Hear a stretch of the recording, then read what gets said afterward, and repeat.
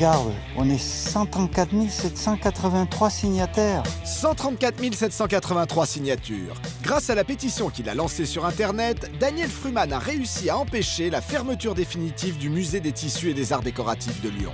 Et si aujourd'hui, les pétitions en ligne étaient le seul moyen pour les citoyens de véritablement se faire entendre? Vous commencez d'une façon extrêmement modeste. Dans mon cas, je crois que j'avais 250 adresses mail. La pétition, ce n'est pas très difficile à faire.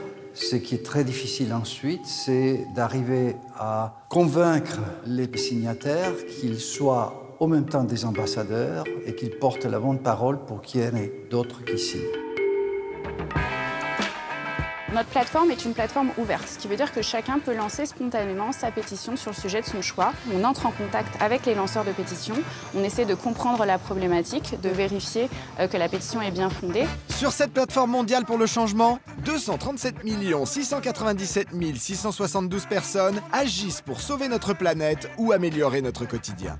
Loin d'être des bouteilles vides lancées à la mer, ces pétitions sont chaque jour de véritables victoires qui permettent de changer les choses. Nous avons dans ce musée 4500 ans d'histoire à travers 2 500 000 œuvres.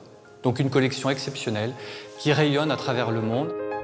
Il y a eu une mobilisation populaire absolument majeure et précieuse. En fait, le public s'est dit, ce bien, ce patrimoine, il n'est pas une institution, il est à tout le monde. Donc grâce à Daniel Fruman, à sa pétition, on a pu engager une politique de mobilisation populaire qui nous a beaucoup aidés dans la construction de l'avenir de ces musées. Oui, les pétitions ont un impact parce qu'aujourd'hui, non seulement de plus en plus de citoyens les signent et se mobilisent pour les faire aboutir, mais les décideurs politiques ont une écoute de plus en plus attentive et répondent aux demandes de ces pétitions de manière de plus en plus fréquente. Sur l'exemple du musée des tissus, c'est très intéressant puisqu'on a eu une communication du président de la région qui a spontanément communiqué en disant que c'est grâce aux signataires de la pétition qu'il a pris la décision de participer au sauvetage de ce musée.